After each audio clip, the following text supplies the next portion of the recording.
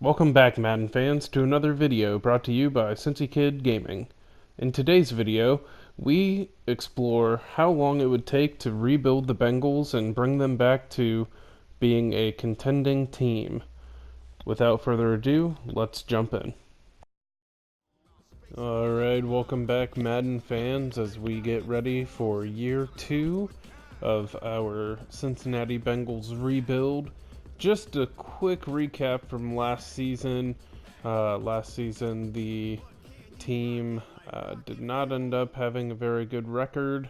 I think we ended up 3-13 maybe, which gave us the ability to pick at 3rd overall in the draft. We did draft our quarterback of the future with that number 3 pick. And then the rest of the draft we used to shore up the offensive line and reinforce that linebacker position. We ended up drafting 2 offensive linemen. We doubled down on offensive line in the 2nd and 4th round, and then we hit the linebacker position in the 3rd and 5th round. To close out the draft, we ended up trading away, I believe we traded away a 6th round pick to regain some picks for this upcoming draft, and then we also, with the final pick in the draft, grabbed a flyer at WR just to add some depth. So as we get ready to start the season here, I've already gone through the preseason and I made the roster cuts based on the statistics from the preseason, just looking at each individual player stats, and from there made the decisions on who I was going to send to the practice squad and who I was going to just let go outright. So let's just look at the lineup real quick. A lot of familiar names. There's not anything too crazy going on yet. Our rebuild still has a lot of the same pieces that you'll recognize from the 2019 Bengals. At left tackle, we got Jonah Williams. Left guard, Billy Price.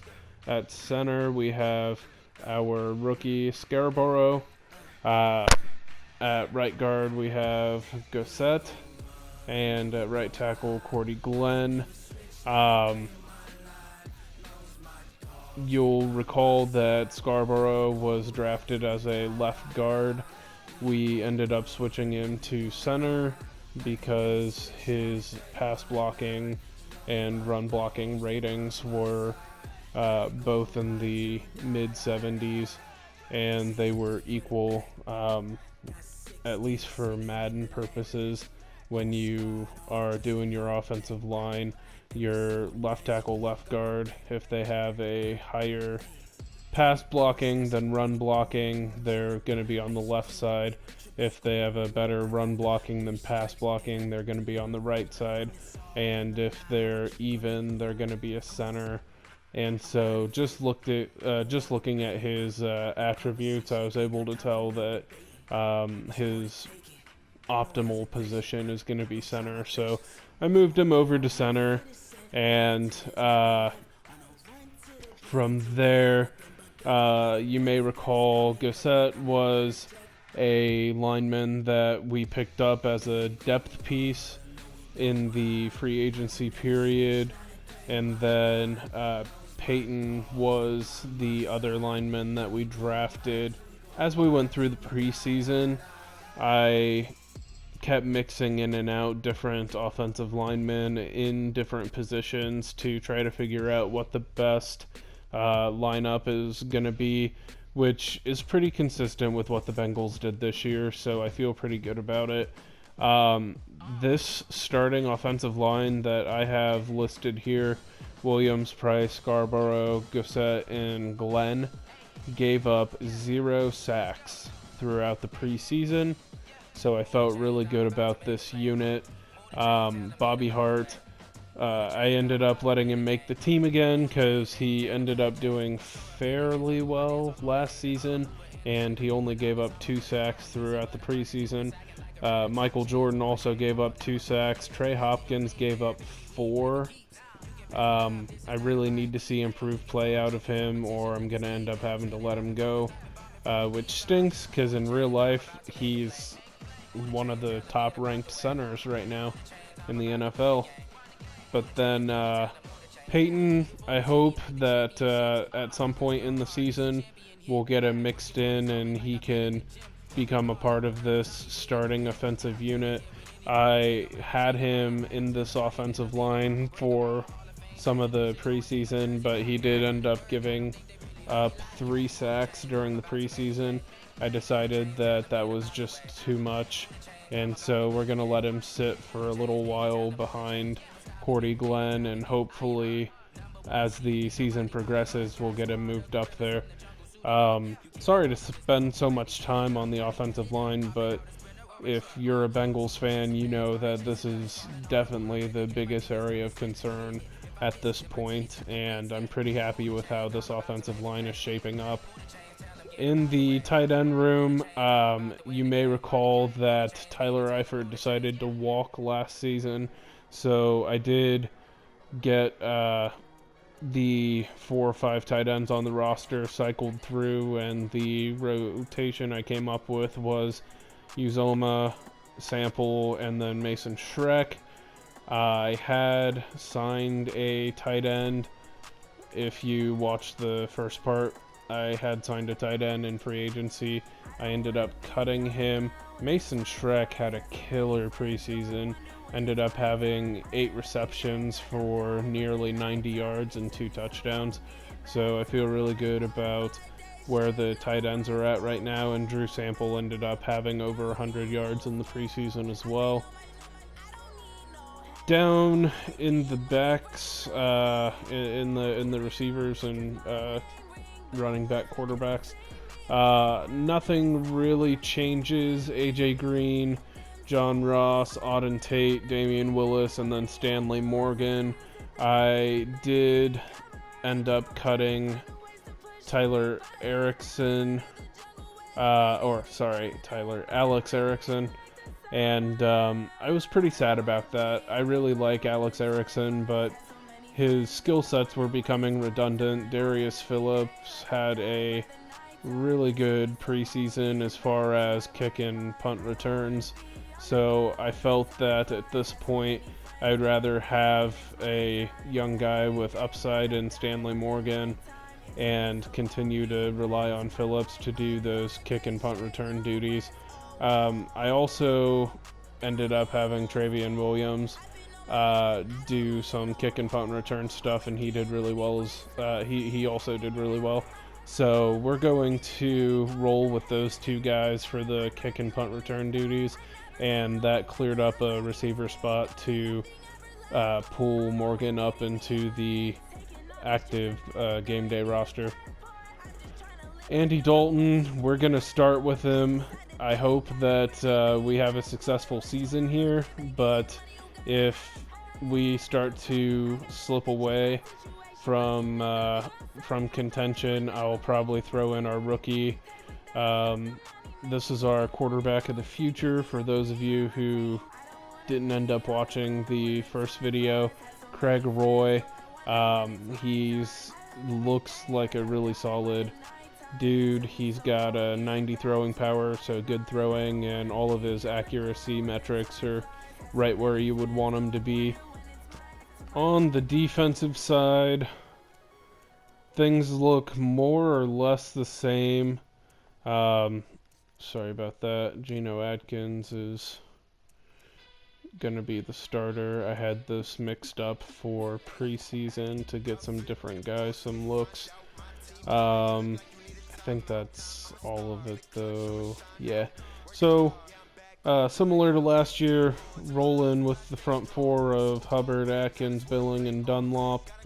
Renell Wren actually had a really good preseason, so I am going to have him ahead of Ryan Glasgow. As far as corners, I got Jackson and Kirkpatrick. I really don't like Kirkpatrick, and if I had my way, I'd boot him, but I'm trying to keep this as realistic as possible. Um, he had a pretty good season last year. He had a really good preseason. I think if that's the case, then he's still here. Um, I got BW Webb as the third guy and Darius Phillips as the fourth guy, with Tony McRae rounding out the cornerback room. The safeties remain unchanged. Jesse Bates, Brandon Wilson, Fedulum, and Williams. The linebackers is probably the next biggest area of interest. This was our second overall pick, Kamal Key, super solid linebacker. I'm hoping that he can come in and contribute in a big way. Jermaine Pratt was the Defensive Rookie of the Year last year. He had a killer preseason. I have him overtaking Preston Brown for the starting middle linebacker role. And then on the left side, Nick Vigil and Luvu both had really good preseasons, so I think I'm going to roll with Vigil to begin with, but if Vigil's not putting up the kind of numbers I would like to see, then we'll end up subbing in Luvu, and we may be moving on from Vigil after this season. But that'll do it for the roster. I don't think there's anything else that you need to know at this point. From here, I will fast forward you guys to the end of the season. We'll talk about records, statistics, re-signing, and then we'll jump into free agency and the draft. And as we come to the end of the season here, the Seahawks are your Super Bowl winners, winning 20-14 over the Houston Texans. The big news for the Bengals this year ends up being we end the season at 7-9. That is good enough for third place in the AFC North. We finish ahead of the Steelers. Let's just walk through our season schedule real quick. So we pretty much alternated all year between wins and losses. Started out high against the Raiders, lost a close one to the Dolphins, beat the Titans, lost to the Jags, beat the Ravens, lost to the Steelers, beat the Eagles, and then we had our bye week. At this point, when we hit the bye week, we're sitting at 4-3. Felt pretty good about where we were at. Decided to leave Dalton as the starter. His numbers were never really that good throughout the season. It appears that the defense was really the catalyst behind our good season. I believe the offense ended up being like 27th in the NFL, which is never good, and we'll look at some offensive stats in a minute here. But coming out of the bye week, we beat the Ravens, beat the Steelers, and at this point we're feeling really good, sitting at 6-3, and that's when our season kind of derails. We end up losing the next 4 in a row, and at this point sitting at 6-7, I believe is what we were sitting at, something like that. We were 2 games away from leading the division at that point, and I decided to make the quarterback change. So our rookie quarterback Roy came in, and he got us a win against the Cleveland Browns. Unfortunately, at that point we were out of playoff contention, but it didn't really matter as we ended up losing to the Colts, and we ended up losing the season finale to the Browns. So we started out fairly strong. We came out of the bye week fairly strong. We had a 3-game win streak going on. But the back half of the season here, we ended up only winning 1 game in our final 7. And that's just not going to cut it.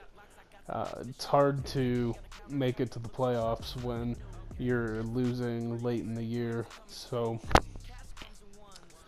let's check out some season statistics real quick. Oh, look at that. Tom Brady has retired.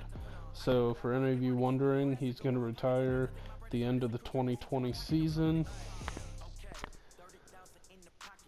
Yeah, our offense was 30th in the NFL, and that's just not what you're going for. The defense ended up being the third best defense in the NFL, so definitely a high point there for us to build on going forward. As we look at the quarterbacks, Andy Dalton ends the year with 2,600 yards. Not good. Not where you want to be if you're Andy Dalton.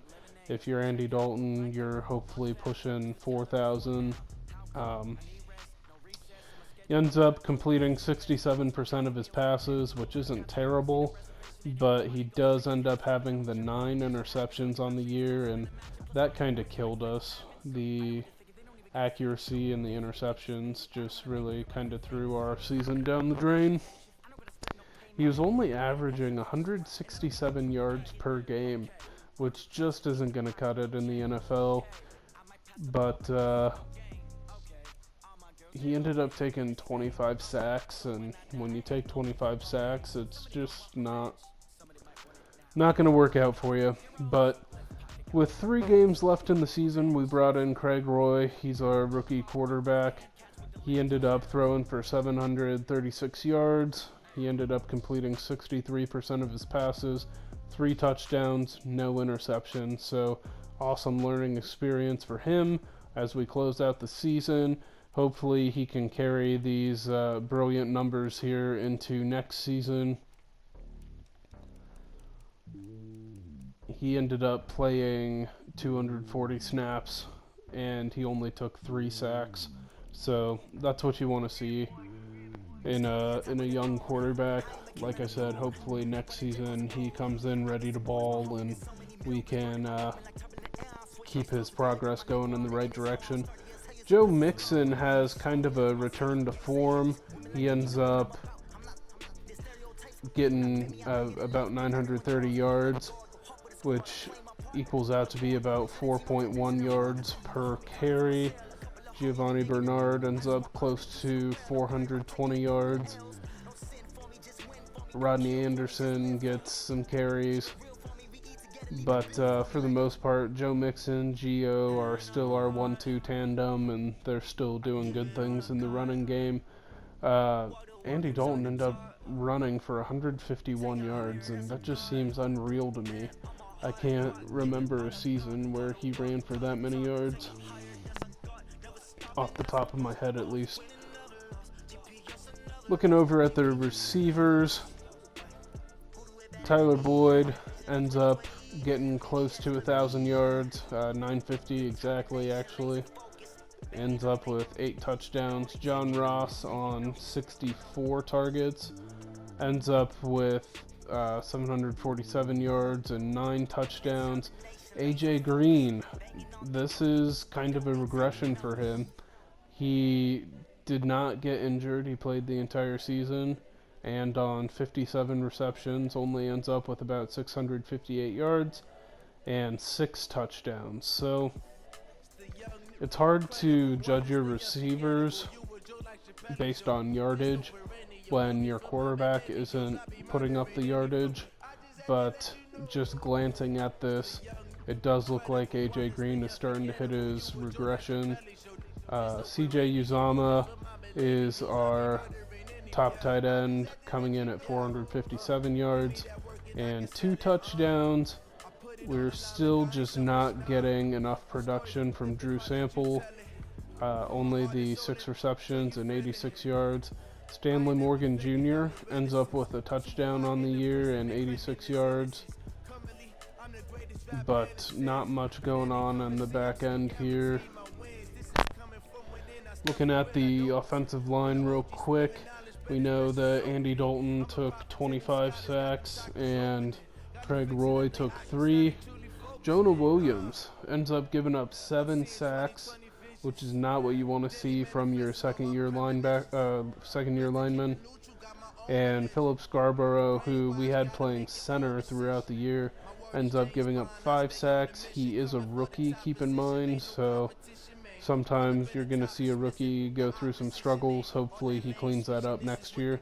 And honestly, this is kind of like a rookie season for Jonah Williams too. But besides these two guys, our line held up pretty well.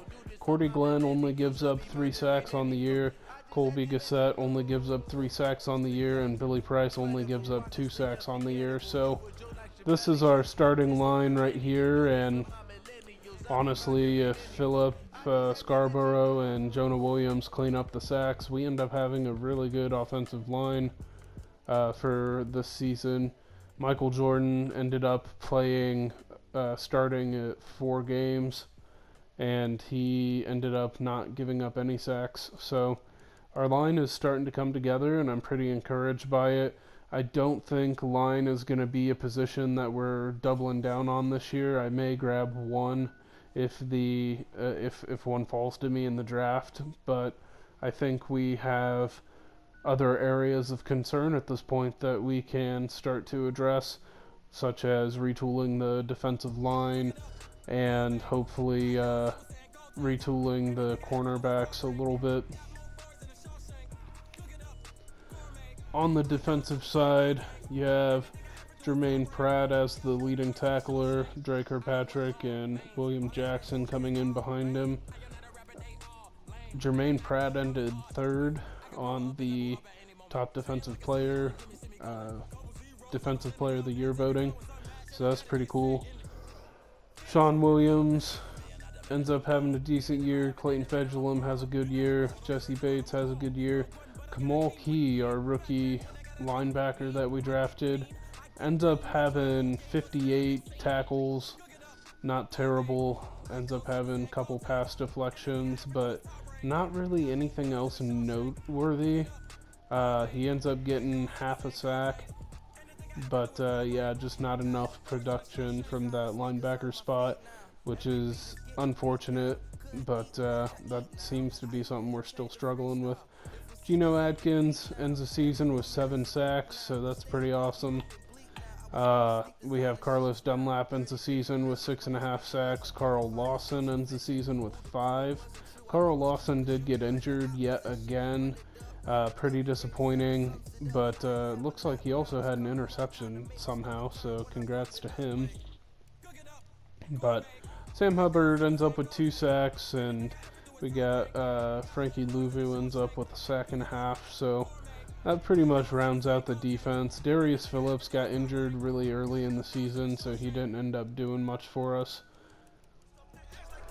When it came to re-signing players, unfortunately I did re-sign some players throughout the year, and it's not going to show those players on my re-sign screen here, which is unfortunate because I did a lot of re-signing in the throughout the season. But I gave AJ Green a 2-year deal sitting around $16 million maybe, and I gave Jesse Bates a 2-year deal.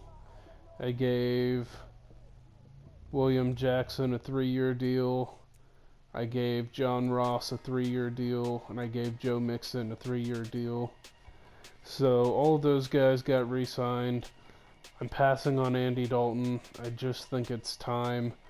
He does technically, he only wants another year.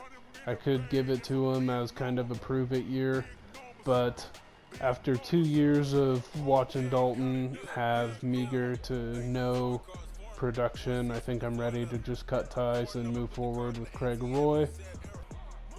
Sean Williams had pretty good production this year, but he is getting up there in age. I think I'm ready to get younger at the position. I'm willing to let him walk this year, and we will see what we can find in the draft to replace him. Randy Bullock, we had a kicker that we signed in undrafted free agency last season. I'm gonna move forward with him. He's on a cheaper contract, and frankly, I'm just ready to be done with Randy Bullock. Cordy Glenn, I ended up trying to get him to sign a contract, and he said he wasn't interested. Ryan Glasgow, I'm going to let go after I got the deal done with Andrew Billings, who also isn't on this list.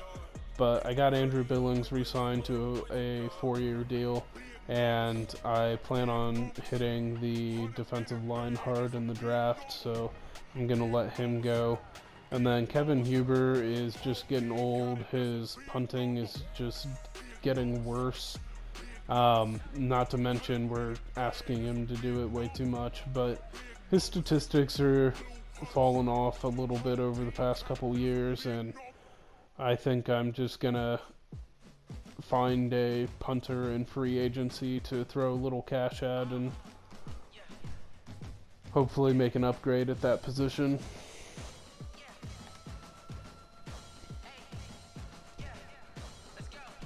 So that'll do it for this portion of the offseason. I'm gonna fast forward through the free agency to the draft, and we'll catch up with you guys in the draft after a quick update on what happened in free agency. Alright, and coming out of free agency here, I just wanted to share with you real quick. I ended up signing 3 players. Quincy Wilson was just sitting there. He had no offers, so I tried to lowball him a little bit, and he's a good corner at 25 years old, 79 overall. He's got the tools to really help our defensive backs, and so bit the bullet and just gave him a little bit of money, and he'll be a fine addition to our defensive backfield. Signed Matt Bosher to be our punter. He was once again sitting there without any offers, and he only wanted $2 million, so I'll give him $2 million to come kick for us, and that will end up being a pretty good upgrade on Huber, who was just getting too old and his statistics were just declining too quickly. And then I signed Douglas Dixon, and he once again was sitting there, didn't have any offers, kind of lowballed him a little bit. But he's gonna come in and be a nice depth piece on our offensive line as we continue to get younger and move out some of those guys like Cordy Glenn and Andre Smith and Bobby Hart. So that's our 3 signings for the free agency period. I'm about to jump into the draft here. Just wanted to let you know our 7-9 record put us square in the middle of the draft. We are picking number 15, so we do have all of our picks this year in the draft. We have a extra pick from Baltimore in the 4th round. So 8 picks total, 1 in every round for our position, and then 1 extra one in the 4th round from Baltimore. So I'm going to jump in here and I'll just pull you guys back in for each pick. As we come to time to make our first pick, there are plenty of players still on the board that are worthy of this number 1 overall pick. I was a little disappointed. There were a couple players that went before we got to them that I really wanted. There was a left guard that I had my eye on, and he ended up going to the Jaguars about 4 picks ahead of us, and he ended up being a 78 overall, which is probably the best player in the draft.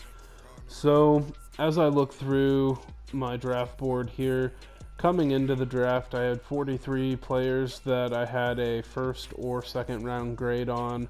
At this point, we're down to 30, so still plenty of good players here. I think to start the draft out, this D-tackle, Cordell Preston, looks like he might be the best player left in the draft. He's got A minus power moves, A minus pursuit, B plus tackle, and he destroyed the combine. Ended up being the strongest D tackle in the draft and ranked top 10 in speed also, as well as placing in the top 5 in a couple of the agility drills. So he looks really promising. He's going to be my pick. I think that's going to add some depth to the defensive line, where we've got some players that are aging, as well as plenty of issues with staying healthy up front. So he's going to be the pick here, and let's see how we did with our first overall pick. He ends up being a 78, and he is the best player in the draft. Cordell is ranked 0 in true value. You drafted him at 15th. So the way they do their number system, they start with 0. So look at that. Cordell Preston, new defensive tackle for the Cincinnati Bengals, the best player in the draft, and we got him at a steal at pick 15. I'll catch up with you guys as we get ready to make our second pick. Alright, and after sweating through 32 picks, it's time for us to make our second pick of the draft, and fortunately, the player that I wanted is still available. After dropping Sean Williams at the end of the season, I was really hoping to fortify the safety position. I'm going to go with Tim Walker here. He's really the only good safety in the draft. He is supposed to be a second rounder, but he was graded out as a first round talent. So I am going to go ahead and grab him to try to shore up that secondary. If I need to, I may end up switching him to strong safety, because I think that's what Sean Williams was designated as. But pretty excited about this pick. Was really hoping that he would make it back around to me. Let's see what he ends up being. And this is a perfect marriage of need and value that the Bengals try to get when they look into their second round picks. Typically they go best player and then kind of need, and then go from there. So he ends up being a 75 overall. Another hidden development trait, which is 2 that we've drafted in this draft alone. He is ranked 11th, so he is the 11th best player in the draft. We got him at pick 47, and that means with our first 2 picks of this draft, we've gotten 2 of the top 15 players in the entire draft, and that's just wonderful drafting. If the Bengals hit the draft like this, then they end up turning their team around really quickly. So pretty happy with this pick. Let's fast forward to pick 3 and see if we can add another amazing talent to our Bengals rebuild. As we get to the 3rd round here, there's not really much at the top of the round that I'm looking at. The next player that I want is not even supposed to go till the 4th round. Now, some of these players that are projected in the 4th round but are actually a 2nd round talent, such as this guy here, Nazir Scruggs, he will go early, so I do have to keep that in mind. But I was trying to find a trade partner. I was unsuccessful. None of the trade offers looked appealing to me based on what I was going to get back. There was a lot of people pretty much just asking me to trade back 4 spots for no reason. I had a couple 7th round pick offers, but there's just not a lot of good options for trading back. I have Derek Beckett here. He's a minus and then a B plus there at the end. His combine stats are okay. I'm considering grabbing him. We haven't done anything on the offensive side yet, and I was looking to add at least one offensive lineman. Looking down the list here, though,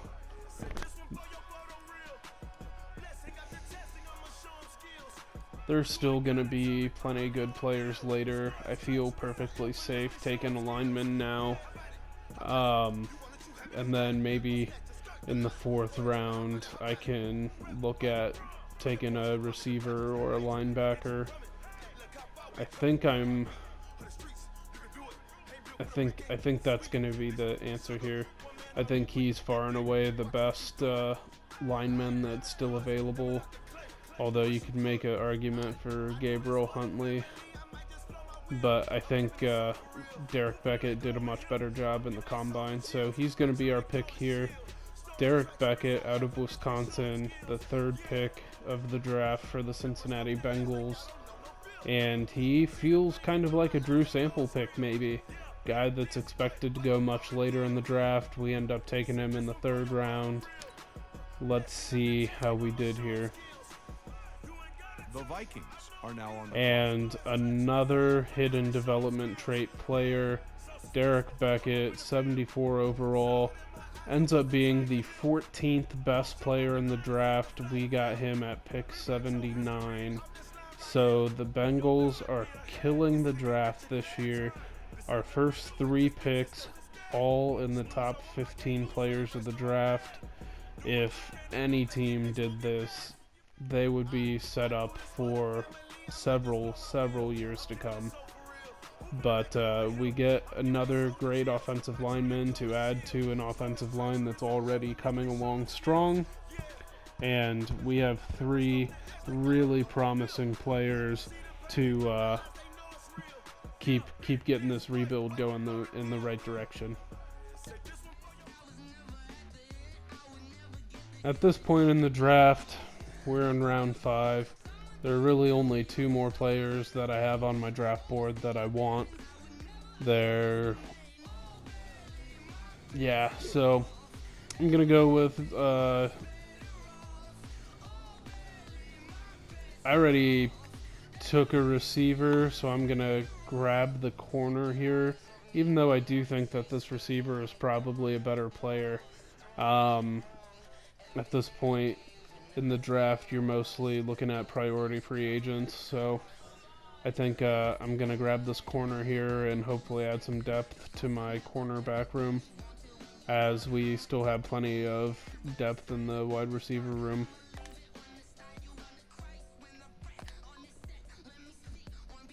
The Vikings are now on the clock. And he ends up being 63 overall. He's ranked 142nd out of all the players in the draft, which we drafted him at pick 143. So we're still right in line there. He ends up being a better pick than I anticipated, and we'll see if he ever cracks the lineup. We're just going to fast forward through the end of this draft here. The Bengals are now on the clock. I'm going to trade this pick away. I don't think there's any point in looking through. Oh, 2022 round 5. Yeah, I'm all over that. Oh, 2022 round 4. What are the Colts doing? Giving me a 4th rounder, and the Rams too. And the Saints. What's with all these teams giving up a 4th rounder for a 6th rounder? Crazy. Alright, the problem is all these teams are pretty good. So Indy is projected to have 126. Rams are projected to have 122. Saints 125. So this is going to go to the Saints. Well, if you're wondering what the delay is, I think we've got a trade coming here. And then we'll fast forward to our last pick here.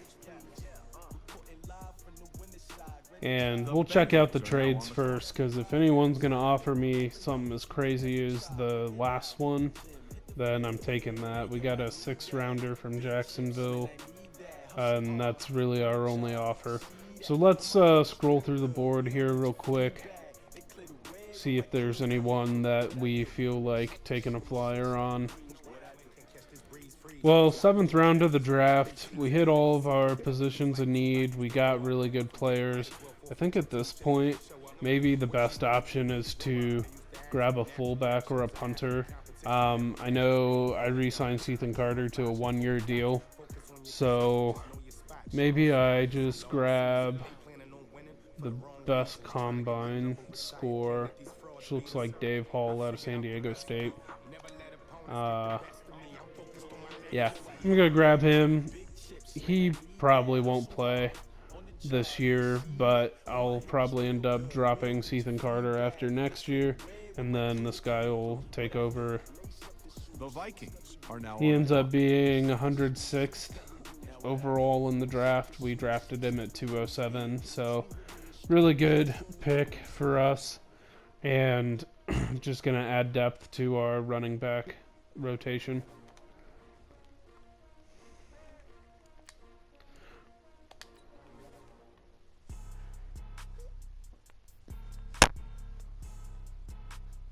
And as we come to the end of the draft here, we'll just have a quick draft recap. Our first 3 picks, we nailed them, just killed them right in a row. Cordell Preston was the best player in the draft. We got him with our first pick, pick 15. Tim Walker ends up being the 11th best player in the draft. We get him with our second pick, which would be pick 47, pick 47. And then Derek Beckett ends up being the 14th best player in the draft. So 3 of the top 15 players in the first 3 rounds. You can't ask for much better than that. These guys are going to go a long way in helping us rebuild our team. Cordell Preston probably ends up being second string to Geno Atkins. Tim Walker probably ends up being a backup to Clayton Fedulum. And Derek Beckett probably ends up being a backup to either Michael Jordan or